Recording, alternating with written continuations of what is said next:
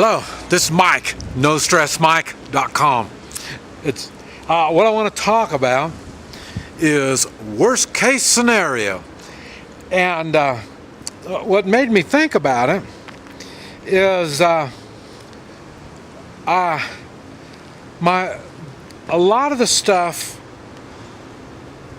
most of the stuff that I talk about and I prepare for is the worst I can imagine.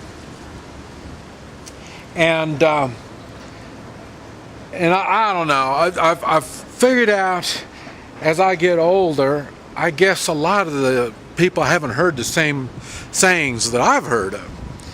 And one of the sayings is, was it prepare for the worst and pray for the best. Yeah, prepare for the worst and pray for the best. And another one is prepare for the worst case scenario. And the reason it's like that is, okay, well, I'll put it this way. A lot of my thinking came from Vietnam. And in Vietnam, I did more than I could possibly imagine. So that opened my mind up to worst case scenario. And so in other words, I think of something that's worse than I could possibly come up against. And that is what I prepare for. Every morning, I fight 8 to 12 men. Small men, big men, fat men, skinny men, all kinds of men. But I do it in my mind, the people that I fight. The actions that I go through, in other words, the movements that I do, is just as if it was a person that I'm fighting. So, and I do this daily. And for sure, I do it at least in the morning. And sometimes I do it throughout the day. What it is, I'm preparing my body and I prepare my mind. So, in other words, I say there's 12 guys there. And, I'll put it this way, few of them have firearms. That's because I'm either using my hands or I'm using tomahawk, I'm using a stick, I'm using a staff. I use various assortments of weapons. And so that's so when I come across 2 or 3 in real life, 2 or 3, it's easy because I'm prepared to take on a dozen.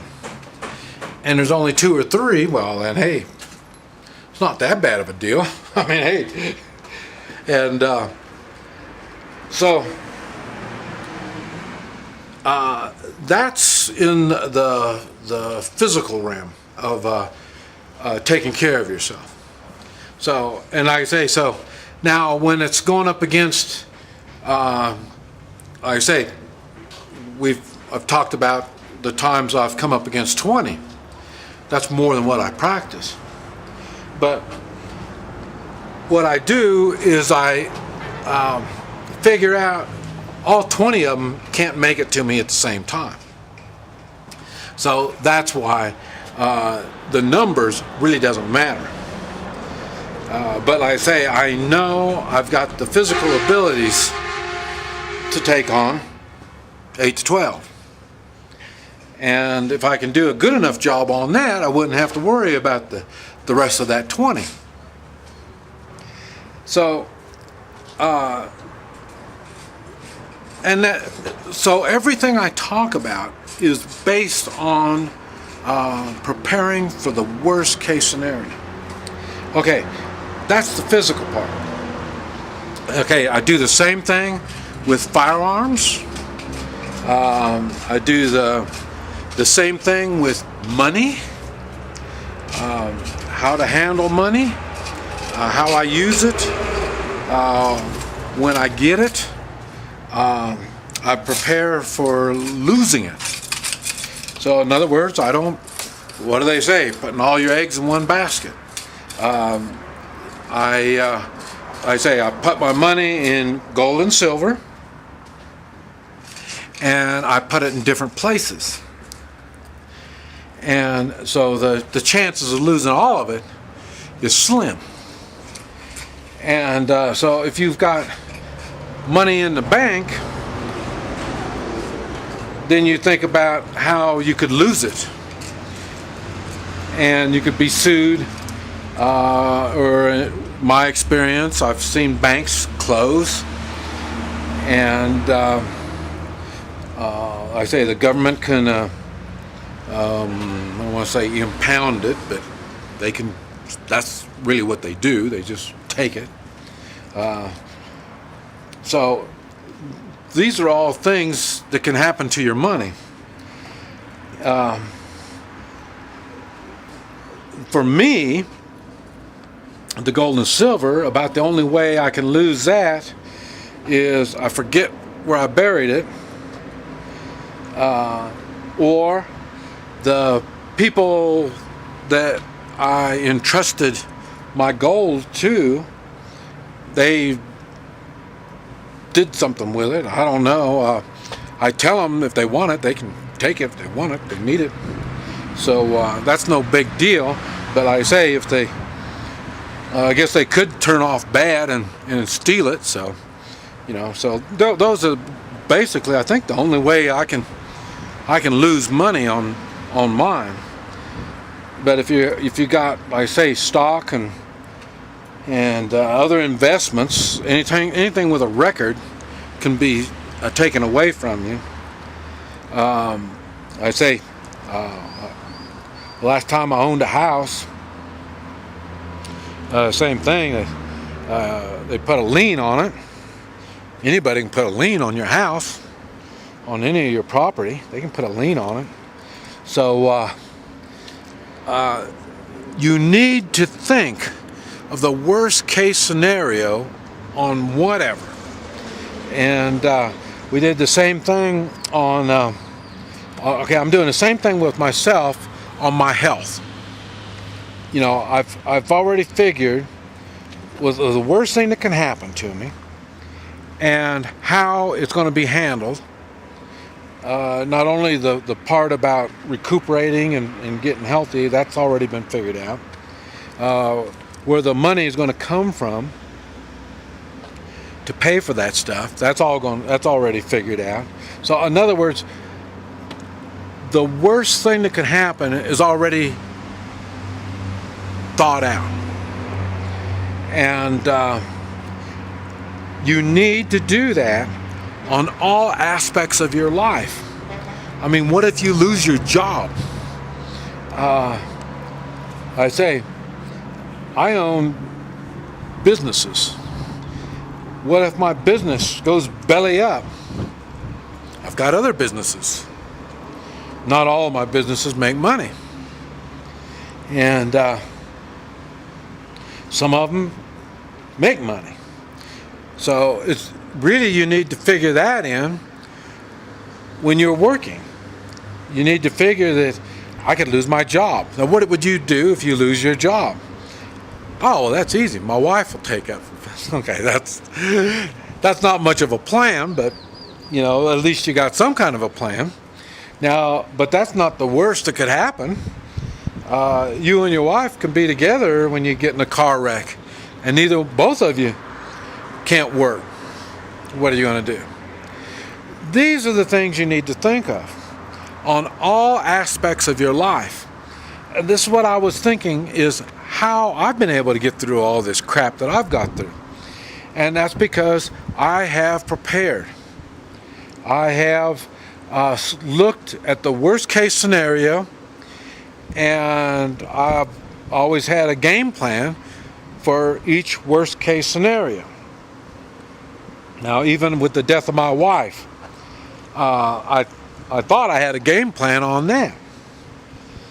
And but the thing was, I wasn't planning on somebody killing her. So then that changed, that changed my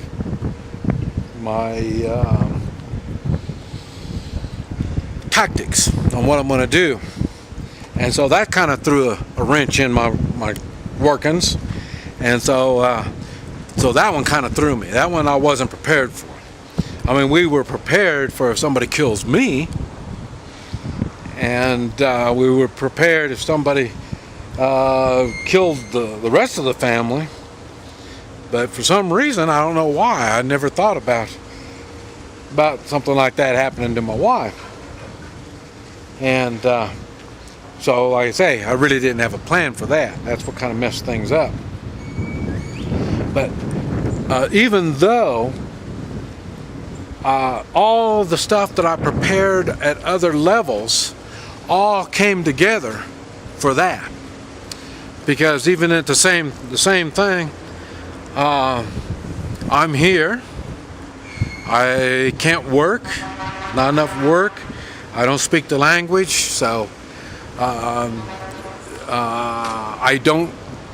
not living here to make a living.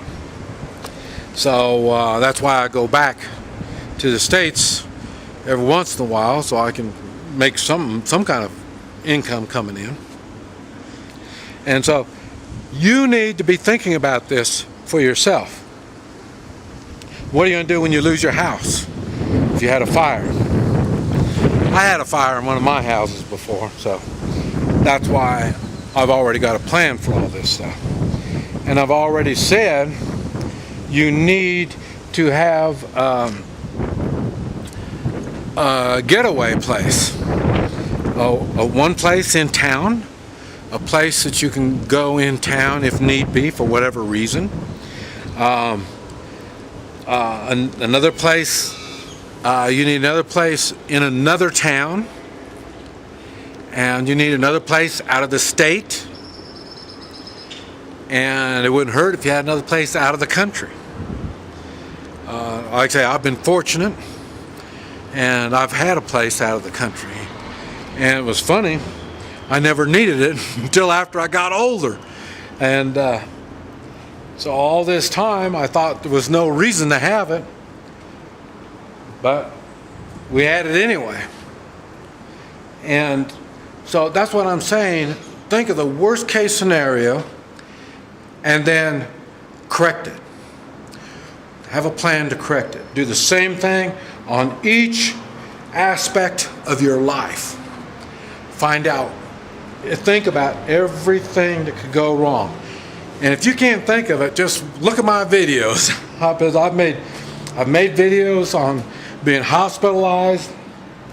I've made videos on being mugged. Videos on being unemployed, and buying businesses, or not even buying them. Letting people give you a business.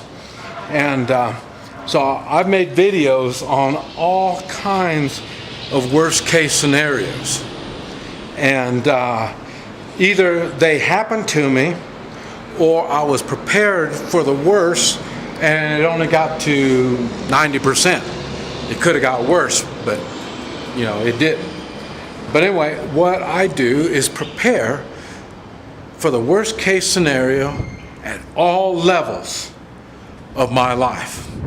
And that is something that you probably want to be thinking on. Because if you haven't had the worst case scenario happen to you, you've been pretty fortunate, or you really haven't done too much, one or the other. Because like I say, shit happens. This is Mike, NoStressMike.com.